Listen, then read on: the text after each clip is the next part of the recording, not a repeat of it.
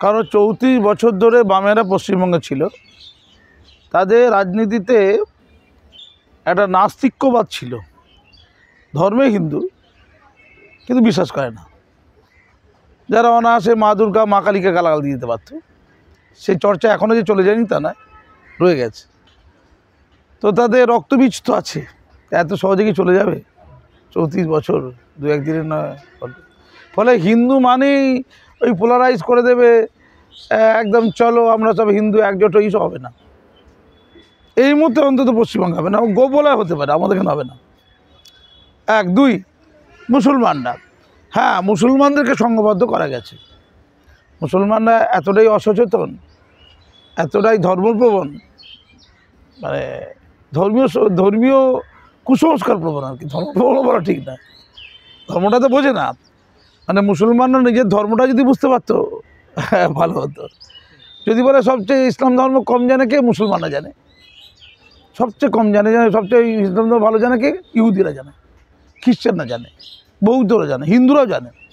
সবচেয়ে ইসলাম ধর্মটা কম জানে মুসলমানরা। অবাক লাগছে না?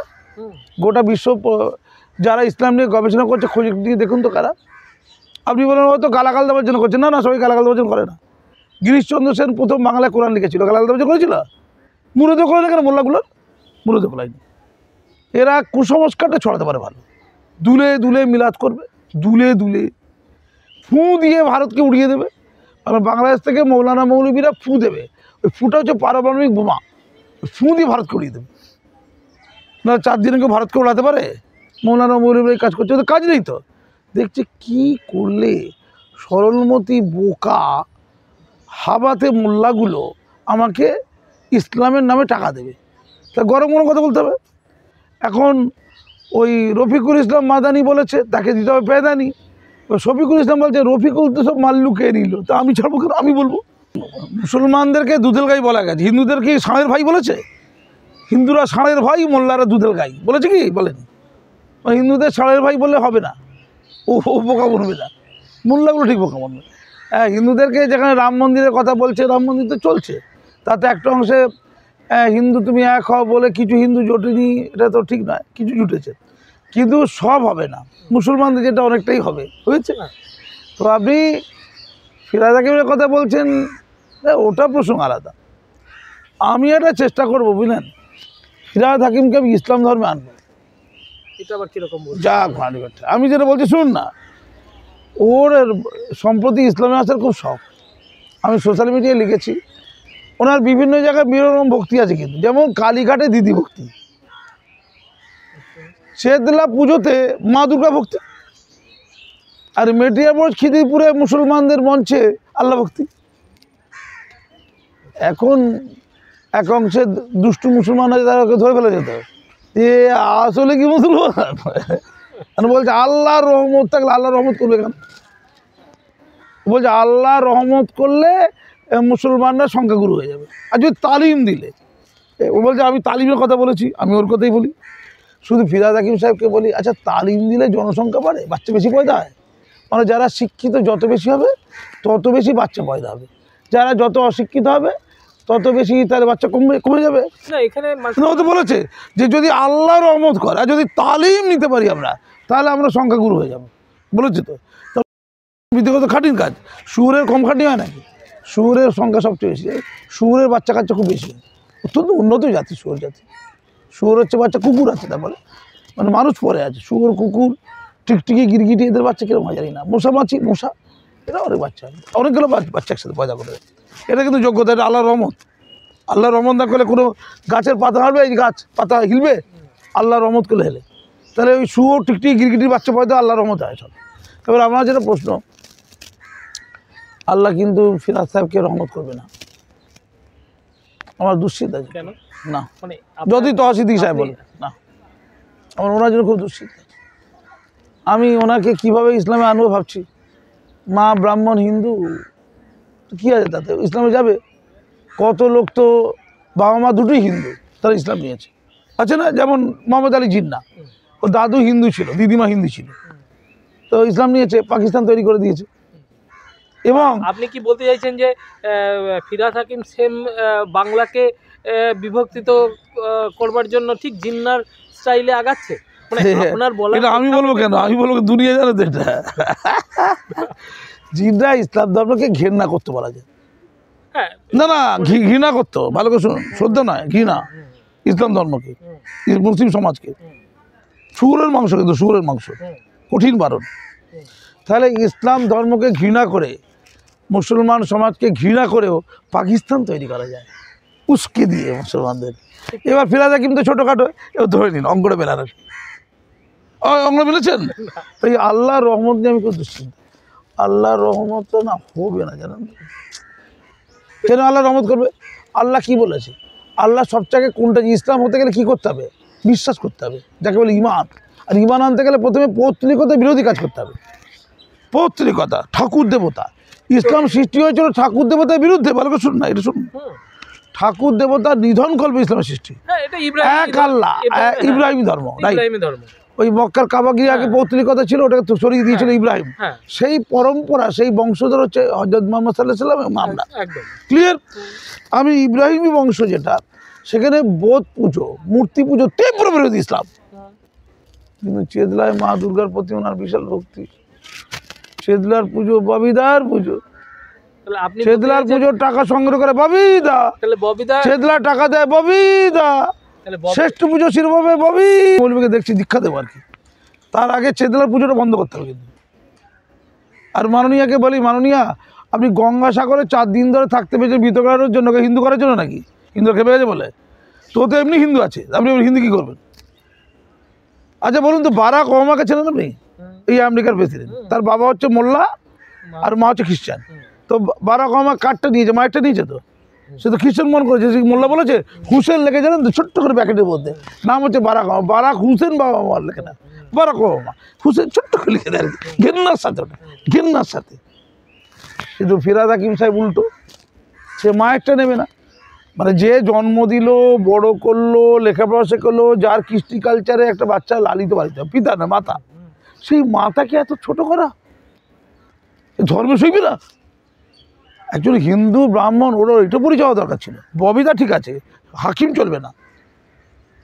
কালীঘাটে ববিদা আর বেটিয়ে বলে যে হাকিম, দুটো হয়? চালাকি হচ্ছে এটা না, বলেনি। আল্লাহর রহমত চেয়েছে, আমাকে স্বপ্নে দেখিয়েছে, জানেন তো, আল্লাহ রহমত করবো না আমি।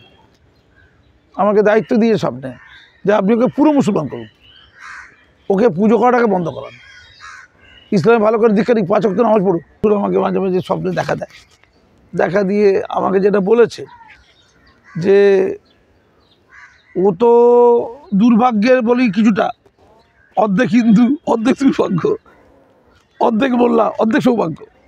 তো পূর্ণ সৌভাগ্য করতে গেলে কী করতে হবে? আগে চেদলার পুজোটা বন্ধ করতে হবে। বোধ পুজো, ঠাকুর পুজো করা ইসলামে কঠিন নিষিদ্ধ, মুরদাত হয়ে যায়, মুরদাত। ওইটাকে কি করে ম্যানেজ করা যায়? একেবারে 5 ওয়াক্ত নামাজ, এমনকি তাহাজ্জুদের নামাজ, যেটা অনেক রাত্রে পড়তে হবে। দাড়িটারি বাড়াতে হবে, দাড়িটা তো শূন্য ধরে না করলে চলবে, দাড়িটা তো বাড়াবে মনে হচ্ছে, টুপিটা তো মাঝে পরেই ফেলে। তো পুরো মুসলমান আমাকে মেটিয়ে পড়ে, জানেন তো, পিটিয়েছিল। এইসব কথা বললে পেটাবে না, কেন পেটাবে? ঠিক করে পিটিয়েছে, সব উল্টো পাল্টা কথাবার্তা সব। আমাকে বলেছিলাম যে আপনাকে পুরো মুসলমান হতে হবে, মানে পেটানোর পরে 2 মাস পরে সেসব রেকর্ডে যাবার কাছে প্রেসিডেন্ট ফোন করেছে যে স্যার আপনার তো ওই জাতীয় সঙ্গীত গাইয়েছেন, এটা তো হিন্দুদের গান, তাতে প্রমাণ হয়েছে আপনি হিন্দু মুসলমান নন। ভারত ভাগ্য বিধাতা গাওয়াচ্ছেন, ওটা ফিরহাদ হাকিম গাইবে, যার মা হিন্দু সে গাওয়াবে, আপনি মুসলমান কেন গাইতে গেছেন? কেন? ফিরহাদ হাকিমের মা হিন্দু, সে ভারত ভাগ্য বিধাতাকে বিশ্বাস করতে পারে, জনগণের মনকে। আপনি কেন বিশ্বাস? আপনার বাবা দুটো মোল্লা, তাই আপনি হিন্দু ধরে ফিরিয়ে দিয়েছি আমরা। জানে বেঁচে আছে আমার বড় বড় কথা, মেরে তো দিইনি, পিটিয়ে দিয়ে মাথা ফাটিয়ে দিয়েছি, বেশি কাজ করে দিই। আমরা তো ব্লগারতে জাস্ট খালাস করে দিই, আল্লাহর খাসি বানিয়ে দিই, আল্লাহর খাসি বানিয়ে দেবো। খাসি কেন কড়া কচক করে দেখেছেন তো, কেটে দেবো। তো তারপরে 2 মাস পরে বলেছিল আমাকে যে আপনাকে পুরো মোল্লা হয়ে আসতে হবে, তাহলে মেটিয়ে পড়ে যে আপনি হেডমাস্টারে চলে আসবেন। এটা আমার রেকর্ড আছে, এটা টাইমস অফ ইন্ডিয়া, হিন্দুস্তান টাইমসে নিউজ হয়েছিল, তোল পড়া হয়েছিল গোটা ভারতবর্ষ। আমি পুরনো কথায় যাচ্ছি, হঠাৎ মনে পড়ে গেলাম কথাটা। তাতে বলেছিল আপনাকে দাড়ি রাখতে হবে, 5 ওয়াক্ত নামাজ পড়তে হবে, মাথায় টুপি দিতে হবে। আর দাড়ি কতটা বাড়ছে ওটা হোয়াটসঅ্যাপে প্রতি সপ্তাহে বাড়াবেন। যখন দেখবো যে দাড়ি ঠিকঠাক বেড়েছে তখন আপনারা ইমাম মামুনের সাথে বৈঠক করে আপনাকে স্কুলে ডেকে দেবো, আপনি হেডমাস্টার চলে আসবেন, আপনার নিরাপত্তা ব্যবস্থা আমি করে দেবো, আর পারবো না আপনার। তো আমাকে পুরো মুসলমান হতে গেলে দায়ী রাখতে হবে, 5 ওয়াক্ত নামাজ এবং ইসলামিক পোশাক পরতে হবে, ওটা বলতে ভুলে গেছে। আমি খবরের কাগজে কাটিটা দিচ্ছি, আপনার টিভিতে চালান। ইসলামিক পোশাক অর্থাৎ এই একদম পায়ের এই উঁচু পর্যন্ত না, এখানে পায়ের এই ঘন্টা কিন্তু ফাঁকা থাকতে হবে একটু, পুরোটা কিন্তু হলে ওটা কিন্তু হবে না, ইসলাম বারণ আছে, এই এখানটার উপরে হতে হবে। সাদা পোশাক এবং যেরকম সব মৌলবীরা পরে ওইগুলো পরতে হবে আর কি, ইসলামিক পোশাক যাকে বলে। সেটা করে আমি যদি যাই আমাকে তাহলে ওরা নিয়ে নেবে। তো ওরা মেটিয়ে পড়ে অধিপতিকে মিনি পাকিস্তান কে বানালো? মিনি পাকিস্তান মেটিয়ে পড়ে কে তৈরি করলো বলুন আগে? ফিরে দেখবি স্যার উর্দুভাষী না বলেনি ভয় পাচ্ছেন আমার সাথে ইন্টারভিউ। এখানে দুটো বিষয় না আমি বলিনি ওই জায়গায়।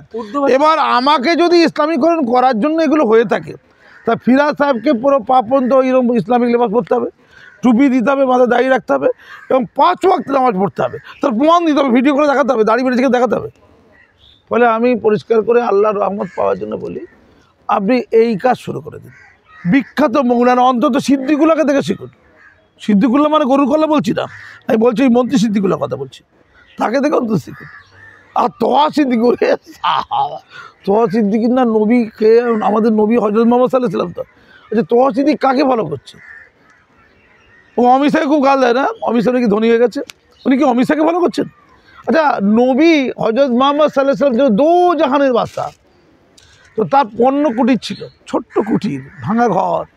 তিনি গোটা ইসলামিক বিশ্বের প্রধান ছিলেন, তিনি তো 20 তলা বিল্ডিং করতে পারতেন, বিরাট অট্টালিকা, খোশমহল, বাগমহল, খাসমহল করতে পারতেন, তো করেননি তো তিনি। তো তিনি ছোট্ট কুটিরে থাকতেন। সিদ্দিকী সাহেব তার বিরাট অট্টালিকা ফুরফুরা ছিল, জল পড়া, পানি পড়া, তেল পড়া তাবিজ করে লোকেদের মুরগি বানিয়ে সেই পয়সায় জনগণের সেবা নেয়, বিল্ডিং করে সেবা করছেন, কিন্তু জামার বোতামটা লাগাতে পারেন না। ওটা কালচার হয়ে যাবে, দাঁতে মাংসকে খেলাল করতে করতে কথা বলবে, আমি ধর্ম গরু আর গরু, আমরা বলতে হবে না, আমরা। তার দ্বারা পরিচালিত হয়েছেন আমাদের ফিরহাদ হাকিম সাহেব, কি ভালোবাসা। তারা বলছে আমাদের দেশের 1 ফুটো মাটি কেউ যদি পেটে গিয়ে লাথি বেরোতো, খুলি বেরোতো, উড়ে গিয়ে লাথি মারবে। মানে যদি না আপনি এখানে বলতে চাইছেন যে ফিরহাদ হাকিমকে ইসলামিক পন্থায় নিয়ে আসার জন্য যা যা করার দরকার তোয়া সিদ্দিকী এবং মমতা ব্যানার্জি তোয়া সিদ্দিকীর উপরে দায়িত্ব দিয়েছেন। যাই না বাবা, ও তো ফেসে যাবে, আল্লাহ তো খুশি হবে না। আল্লাহ তো ওই করলে খুশি হবে? নবীর বিরোধী কাজ যারা করছে আল্লাহ খুশি হবে? এই উত্তর দিন আপনাকে, নবী যা করে সেটাই তো একটা ভালো লোক করবে নাকি? নবী গরিব থাকলেও ধনী হয়ে গেল লোকের পয়সায়, আরে নিজে খেটে ধনী হয়েছে। আমি ভাই খেটে এখানে লোকের পয়সা মাসুম দা, এখানে একটা কথা যে নিজের ধর্মের উত্থানের কথা বলা কি ইসলামের জন্য, জনসংখ্যা বাড়ানোর জন্য এবং ইসলামিক পন্থার জন্য, ইসলামিক ভাবধারার জন্য যদি প্রচার করেই থাকে তো সেক্ষেত্রে অসুবিধা? 4টে বাচ্চা হলে বাড়তি 2টো বাচ্চা খাওয়ানো দাওয়ানোর দায়িত্ব ফিরহাদ হাকিম নিতে হবে। আমি সব মোল্লাদের না এখানে একটা মাসুম দা একটা কোথায় পয়সা পাবে? তার বাচ্চা কি করবে? চুরি ডাকাতি করবে? তোয়া সিদ্দিকী সাহেব বলেছেন যে ভারতবর্ষের 1 মুঠো মাটি যদি কেউ নিয়ে নেয়, উচ্চারণ করতে পারে, মাটির উচ্চারণটা ঠিক করেছেন, মাটির উচ্চারণটা ঠিক করেছেন, কোনো উচ্চারণ তো ঠিক নেই, মাটির উচ্চারণটা ঠিক করেছেন। উনি বলেছেন যে দেশকে ভালোবাসি, উড়ে গিয়ে পেটে লাথি বেরো দেবো, বুকে লাথি বেরো, উড়ে গিয়ে, মানে একটা পীরজাতে উড়ে গিয়ে লাথি বেরো, উড়ে গিয়ে লাথি বেরো ভয় করে, কিন্তু ওটা আল্লাহর দোয়া থাকতে, উড়ে গিয়ে লাথি বেরোবে। ওয়াকাব কেউ যদি নিয়ে নেয় উড়ে গিয়ে লাথি বেরো দেবে। ওয়াকাব নিচ্ছে হিন্দুরা সব, ওয়াকাব শুধু মোল্লারা চুরি করে খাবে, তাদের লাথি মারা যাবে না। আল্লাহ রসুল বলে দিয়েছে যে ওয়াকাব শুধু মুসলমানরা চুরি করে খাবে, হিন্দুরা ওয়াকাব চুরি করবে, উড়ে গিয়ে লাথি মেরে দেবে। তো যদি উড়ে যাবে, উড়ে গাছ করে লাথি মেরে দেবে। কী জ্ঞান, ভালো কিন্তু উঠতে পারে, পুরো শাহরুখ খান সিনেমায় উড়ে যাবে। এবার বলি আর চীন যদি 1 মুঠো, মানে কোনো দেশ যদি 1 মুঠো মাটি নিয়ে নেয় ভারতের, উপরে লড়ে দেবে। ও বলছে 1 মুঠো নিয়ে দেখা, চীন তো অনেক মুঠো নিয়ে বসে আছে, অরুণাচল প্রদেশের পাশে চীন 1 গাদা মাটি নিয়ে বসে আছে ভারতের। তাহলে আমি ফিরহাদ সাহেবকে বলি একটুখানি তোয়া সিদ্দিকী সাহেবকে বলুন না, ফুরফুরা শরীফে সব লোক নিয়ে গিয়ে, ওদের তো আছে তরোয়াল আর আছে ইট নেবে, তরোয়াল নেবে, ভোজালি নেবে, গাছের ডাল নেবে, বাঁশ নেবে, যেগুলি মারপিট করে, ওইগুলো অস্ত্র।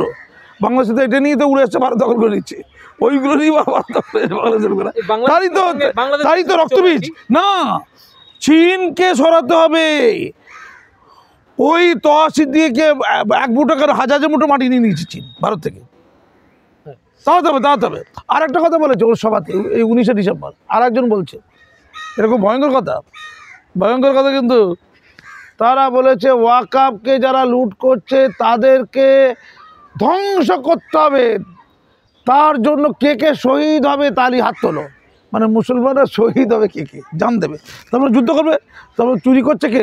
হিন্দুরা, মানে অমিত শাহ বা আর কেউ চুরি করে নিচ্ছে, তাদেরকে হত্যা করতে হবে, তাহলে যুদ্ধ করতে যেতে হবে। তার জন্য বলছে হাত তোলো, কে শহীদ হবে। আমি মমতা ব্যানার্জি ম্যাডামকে বলি, আপনি ওয়াজটা শুনেছেন যেখানে ফিরহাদ হাকিম সাহেব ছিলেন? 19শে ডিসেম্বরে যে মৌলানা এই কথা বলছিল বাংলার মাটিতে, যে কে শহীদ হবে হাত তোলো, ওয়াকফ বাচ্চার জন্য শহীদ হয়ে যাবে, জান দিয়ে দেবে, অশান্তি তৈরি করতে পারবেন, খুনোখুনি করে দেবেন। জান তো এমনি হয় না, কাউকে খুন করতে গেলে সে খুন করলে তবে জানতে চলে যাবে, এই কথা